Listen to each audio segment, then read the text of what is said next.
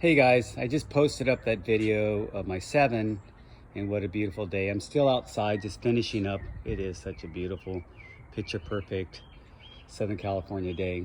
And I wanted to show you what I've done to my Esker Hayduke and what I switched on that, because I switched both front and back wheels on the single speed.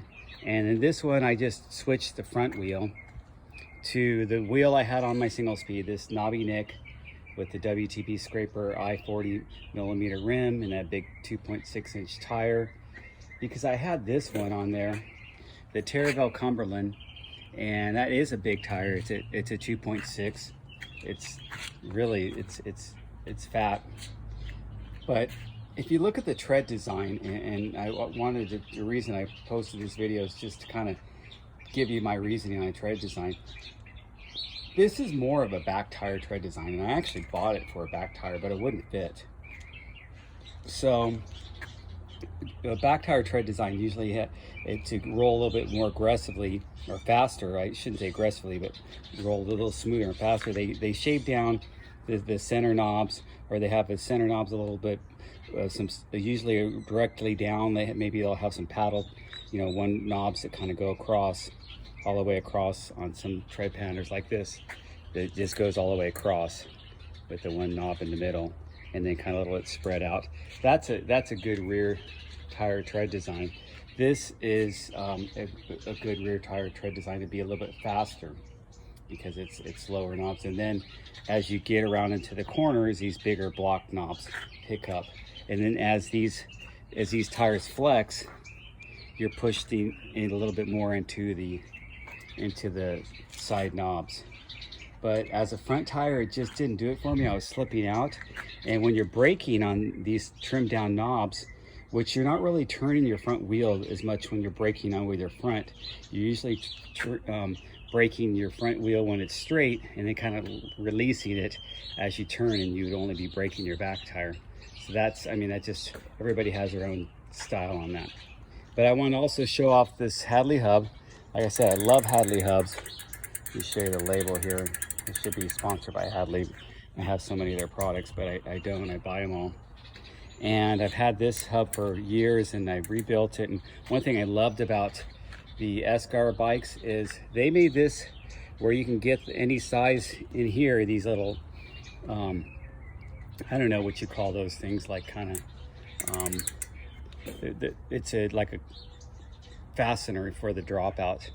And they make those where you can get your bike set up with either Boost 148 or 142. So I was able to keep my 142 hubs going by getting this adapter for the Boost 142, and that worked out really great. Thanks Esker for doing that. And this is how they sound, because my last video I just made shows how they sound when it's a hub that hasn't been used in a while. This is how it sounds with a hub that was just used yesterday, and that grease is all broken in and lubricating everything like it should. But that's how it, see how nicely that spins and sounds. The Hadleys have 72 points of engagement. They're a paw bearing design, or a paw engagement design, I should say, with 72 points. They had a 108, but I don't have that hub. My friend has that hub, and now but most of those were 72. And again, this has the titanium free head body underneath there, so your free head body lasts longer. It doesn't get gouged out with the cassettes you put on there. But see how it keeps spinning and spinning and spinning. And then this is how I know that my hubs are really dialed in with the right tightness, and the bearings are working really good, is when it gets to the very end. Of course, you can't have any brake rub. It's gonna, see how it kind of picks up based on the weight of the tire, and then it rolls back a little bit. See that? That to me, and then of course you check it, make sure it's not loose, and it's not loose at all. So if your hub's like that, then you've got them tuned in perfectly, and those hubs really are nice.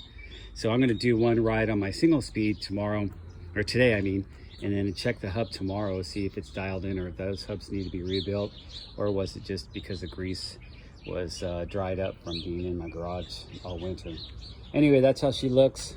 Just wanted to show you that. And eventually I'll probably put this front wheel back on with a different tire, but it's easier just to switch the whole wheel and tire and everything. If you notice, I have disc brake rotors on all my wheel sets already, so I don't even have to switch those. All I have to do is really just throw them on the bike. And with the front wheels, it's completely interchangeable. With the back wheels, I have to use my single speed for my single speed and my geared for my geared. Unless I want to really, use my geared for my single speed, I could put a bunch of spacers, but I don't do that. I like having a stronger wheel.